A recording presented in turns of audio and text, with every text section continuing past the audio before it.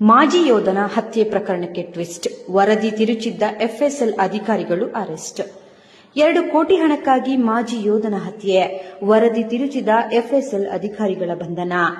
ಬೆಳಗಾವಿ ಜಿಲ್ಲೆಯ ಗುದಗೇರಿ ಗ್ರಾಮದ ಮಾಜಿ ಯೋಧ ಸಂದೀಪ್ ಮಂಜರಗಿ ಹತ್ಯೆ ಪ್ರಕರಣವು ದಿನದಿಂದ ದಿನಕ್ಕೆ ಹೊಸ ತಿರುವುಗಳನ್ನು ಪಡೆದುಕೊಳ್ಳುತ್ತಿದ್ದು, ಅಪರಾಧ ವೆಬ್ ಸೀರೀಸ್ ಕುಮ್ಮಿರಿದ ಸಂಚಲನಕಾರಿ ಸಂಗತಿಗಳು ಬೆಳಕಿಗೆ ಬಂದಿವೆ. ಪತ್ನಿ ಸುಮಾ ತನ್ನ ಪ್ರಿಯಕರ ಪುಂಡಲೀಕನೊಂದಿಗೆ ಸೇರಿ ಸುಮಾರು 2 ಕೋಟಿ ಹಣಕ್ಕಾಗಿ ಸಂದೀಪ್ನ ಹತ್ಯೆಗೆ ಸಂಚು ರೂಪಿಸಿದ್ದಾಳೆ ಎಂಬುದು ತನಿಖೆಯಲ್ಲಿ ಬಹಿರಂಗವಾಗಿದೆ. ಪ್ರಕರಣವನ್ನು ಅಪಘಾತ ಸಾವು ಎಂದು ಬಿಂಬಿಸುವ ಉದ್ದೇಶದಿಂದ ಫಾರೆನ್ಸಿಕ್ ಸೈನ್ಸ್ ಲ್ಯಾಬೊರೇಟರಿ ಅಧಿಕಾರಿಗಳು ಮರಣೋತ್ತರ ಪರೀಕ್ಷೆ ಹಾಗೂ ವೈಜ್ಞಾನಿಕ ವರದಿಗಳನ್ನು ತಿರುಚಿ ಸುಳ್ಳು ವರದಿ ಸಲ್ಲಿಸಿರುವ ಆರೋಪವು ಕೇಳಿಬಂದಿದೆ. ಈ ಸಂಬಂಧ ರಾಜ್ಯದಲ್ಲೇ ಮೊದಲ ಬಾರಿಗೆ ಎಫ್ಎಸ್ಎಲ್ ಅಧಿಕಾರಿಗಳೇ ಹತ್ಯೆ ಪ್ರಕರಣದಲ್ಲಿ ಆರೋಪಿಗಳಾಗಿ ಬಂಧನಕ್ಕೊಳಗಾಗಿರುವುದು ವಿಶೇಷವಾಗಿದೆ.